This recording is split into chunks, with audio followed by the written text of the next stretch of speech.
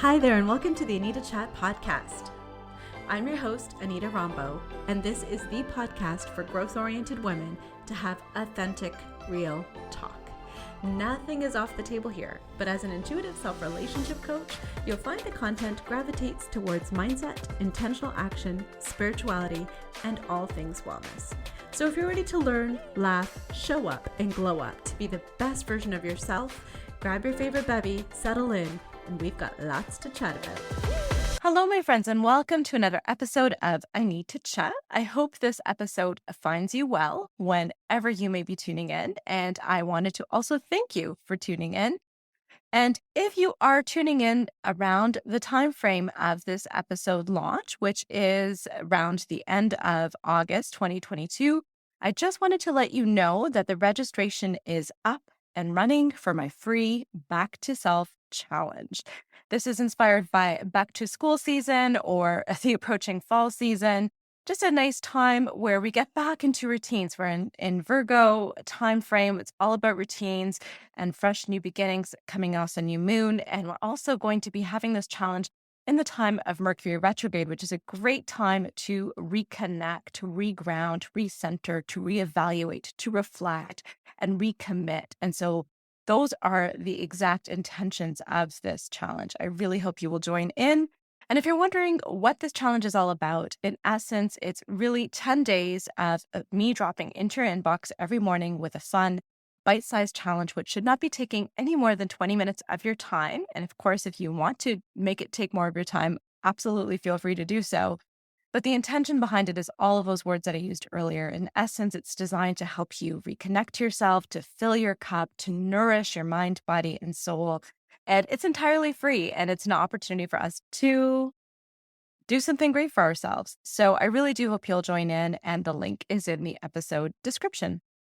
And so on to today's episode. Today's muse or inspiration for this episode actually came from my personal morning tarot reading a few days ago. So I'm not sure if I've mentioned that before, but I am a tarot reader and or angel oracle card reader, and I use that in my daily spiritual practice, but also in my coaching practice with my clients as well.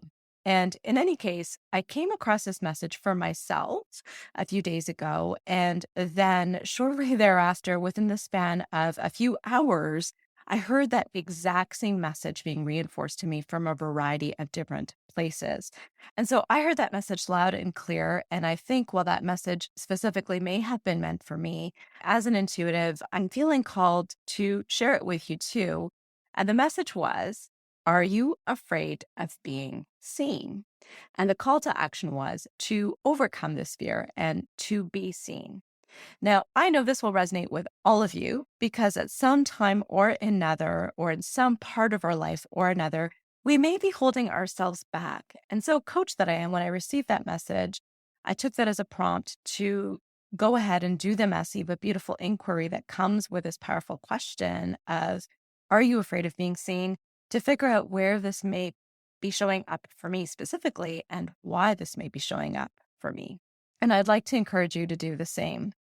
And so there are many reasons why we may fear being seen. And I think some of the obvious ones are fear of rejection, fear of failure, fear of criticism and judgment. And perhaps we don't want to be seen because we're afraid of success. Perhaps on some deep level, we can't wrap our head around the fact that we have the potential to be successful and we are limitless. And what might that look like for us? Perhaps we are afraid of being seen in a particular way, such as being ambitious or smart or good looking or funny, etc. There could be so many reasons we are afraid of being seen. And despite all of the potential reasons, some of which I just mentioned, here are some things I know for sure.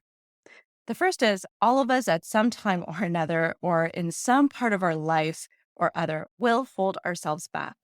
We will feel that it will serve us in some way, and perhaps it has in the past.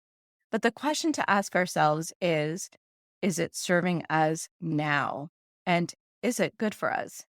And another thing that I know for sure is we all long for belonging, for connection, for being understood, and for love. And many of us, by keeping ourselves from being seen, are hiding parts of us that we feel will make it harder to find that belonging, the connection, the understanding, and the love. Looking back from my childhood to now, I firmly believe that our society has come a long way and is much more accepting of who we are. And it may even be considered mainstream or fashionable to digress from the straight and narrow path of who we once thought we should be. Now more than ever, it is easier to be our true, authentic selves, to be seen for who we are. Now more than ever, multiculturalism and diversity is celebrated. We are more freer in expressing ourselves and celebrating us for who we are, whether it be through our body shapes, our skin colors, in who we love, in how we love, how we make our living, and all of that kind of stuff. But there are still opportunities for progress here as a society. I think we are just getting started. And while our society can be a barrier to us feeling safe and expressing ourselves fully, another equally big barrier that is within our locus of control could be ourselves. I want us to question, where do we not feel free to be ourselves? Where are we feeling inhibited? Because, my friends, it doesn't serve us or the world to go unnoticed, to live in this fear. Our full selves, our authentic selves, our unique gifts are meant to serve the world. They are meant to be seen. Diluting or diminishing them helps absolutely no one. We are all here for a reason, and that reason is to serve. And that service comes from who we are, not what we think will be accepted by others, or not by the parts or the fragments of us that we choose to share. My friends, we all have an obligation to share ourselves and our gifts with the world. Even if our craft or being ourselves helps or impacts one person, it would be worth it to face our fear of being seen. We have an obligation to bring joy, to bring healing, to spread love, to connect to other people by connecting to ourselves, to inspire others to be more fully themselves and to lead from a place of authenticity and example. I want us to remember that life is a series of moments and opportunities, and each one brings about a reinvention and a new evolution of us. So, where we may have felt inhibited or afraid to be seen in a previous evolution may be completely different from where we feel inhibited or afraid today. But it is totally normal to feel inhibited or afraid. And it's important for us to figure out where those places are and to address those as we continue to develop and grow. That's just part of our evolution as people. So, receiving this prompt to look at where I'm afraid of being seen in the present moment has brought about a self reflective journey for me over the past few days, including a really interesting dinner conversation with my husband the other day. And so, as I just mentioned, about life being a series of opportunities and about all those different evolutions of us and all the different ways that this may have manifested in our life, I reflected on all the various ways throughout my life that I was afraid of being seen from childhood to this past year, even. And so, in the spirit of authentic, real talk and accountability, here are some of them, big and small, that have come up for me. Going back into my childhood, as a child, much of my fears around visibility were due to my longing and conformity. And a lot of my fears around visibility were due to my ethnicity or the fact that I looked different, that I behaved different, that I came from a different background. I was born and raised in an upper middle class, largely white neighborhood. There wasn't a lot of diversity back then in general, and certainly not in my neighborhood. In fact, I was one of maybe 5 people in my school that was from a different background, not even just the same background, 5 in total. So I definitely stood out and I got bullied for it. And even my name was something that was given to me intentionally to make it easier for me to conform or belong to the Western world. True story. My parents had a beautiful Indian name picked out for me. But when my dad left to go register my name with the city, he ended up changing the game plan, the agreed upon name for me that my parents had chosen for me. And he came home with a different name and he registered me as Anita on my birth certificate. And he explained to my mom that he thought it would be easier for white people to pronounce. So definitely was not the name that they had agreed upon, but I've grown into it and it's turned out okay. In fact, now it's come pretty handy. If you haven't figured it out, I Need to Chat is a play on my name. I need to chat. So let's fast forward to the early teen years. Perhaps you too can relate to this example, but I distinctly remember slouching in my early teen years to hide my growth spurt or my growing boobage, which unfortunately did not continue to grow. But instead of embracing nature and our beautiful growing bodies and this rite of passage, I hid it because all the kids around me, especially the boys, were nowhere near my height. And I didn't want to be seen and called out as being different from any of them. For me personally, I feared being seen so much throughout my life. One of my biggest, baddest fears as an adult was coming into the world as an entrepreneur. Even up until last year, last August to be precise, August 2021, when I launched my business website and my official Instagram page, I felt like I was coming out into the world. All of a sudden, here was my full name, spelled properly, my picture, and a broad proclamation of how I was serving the world as a coach, and on a public page where anyone could see it. There was absolutely no hiding my passions, my skill sets, my trainings, or my gifts there. And at that point in time, I was still working a corporate job, but when I transitioned to it full time, part of it being voluntold by the universe to step up in my mission. And fun fact, I knew to the day when the corporate restructure would happen intuitively. I knew that this was coming, that I needed to step up. I feared being seen again when this went from a side hustle to a full time thing. I was afraid of being seen because I thought, what would my parents think of me as giving up a tried and true, stable and predictable path or corporate life that I spent a whole 20 years cultivating to declare and share publicly my spirituality and intuitive abilities? What would my coworkers, who saw me as logical and smart and intelligent, think of this woo? I've never shared that part or side of me before. Would I be the subject of the water cooler talk? Would taking this big, bold entrepreneurial step and declaring who I am in my true sense, would that banish me from the corporate world forever?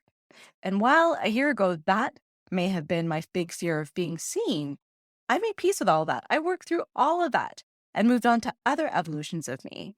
And some of those other evolutions involved one that was scared of showing her face on the social media to do dancing reels. And then I went from that to rocking them proudly. One was scared of doing talking reels. Again, now I'm doing that proudly. One was starting and launching a podcast or being on YouTube. Now I'm doing that as well. So while I still may be, quote unquote, coming out of my shell day by day, showing more and more of myself, sharing more and more vulnerable stories on my podcasts, even, I am doing it. Because you know why? I have an obligation to do so. The emails, the direct messages, the comments that I receive that share how I've impacted people, how I've helped them grow, how I've inspired them, and even made them smile shows to me that it was worth it. So I'll tell you an interesting story. About 6 months into my coaching practice, I thought of changing out my Mantra Mondays, which is a type of content that I post every Monday with a special mantra or affirmation that I want people to hold if it resonates with them, to inspire, uplift, support living with intention, and all that great stuff. And I thought of perhaps swapping it out and trying another content strategy. And as I was mulling that over, ironically, it's as if this message was perfectly timed or synchronistic. I hopped into a discovery call with a potential client. And in that conversation, it just naturally came up. She just told me that those Mantra Monday posts are what literally got her through the past year. She proceeded to tell me about what a challenging year it was for her. And I couldn't believe it. What to me was a piece of content was to her a lifesaver. So I'm sharing this with you, friends, because we owe it to ourselves to show up authentically as we are. You never know who or how you will make an impact, but you standing in your true essence will and does make an impact. It could be your voice. It could be your talent, your gifts, your strengths, your viewpoints, your intelligence, your dance moves, your humor, your vulnerabilities, your power, and your dreams. All of it, whatever it is, own it and share it unapologetically. Will it be easy? Absolutely not. But will it be worth it in the end? Absolutely. So, my friends, I'll end this episode by asking you a reflective question. Where are you not expressing yourself? If you feel like a part of you is hidden, I'd love for you to take that leap and share yourself. Share your words, share your art, share your music, launch that business, start that nonprofit, or take up a cause that is near and dear to you. Life is too short and you have a big impact to make. And of course, I am here to serve as your biggest cheerleader and supporter. So drop me a line on IG or tag me in an IG story so I can cheer for you as you show up and be seen. And if you need a little bit of help and support, I'm here to help you through that. So feel free to book a discovery call. That link is also in the episode description, and that call is free. Let's show up and glow up to be the best version of ourselves. So that's what I got for you, folks. Bye for now. Thank you so much for tuning into this episode of the Anita Chat podcast. If you haven't taken a minute to leave a review, I would absolutely love to hear from you. All you need to do is to search for the show, click your star rating, and type in a few words. Also, if there's a specific topic you'd like to see covered in this podcast, if you'd like me to be your coach, or if you want to just chat, feel free to send me an email or shoot me a message through my IG, which you'll find in the show notes. The show notes will also contain any links to the freebies that were referenced in this episode. Until next time, friends, it's been great chatting with you.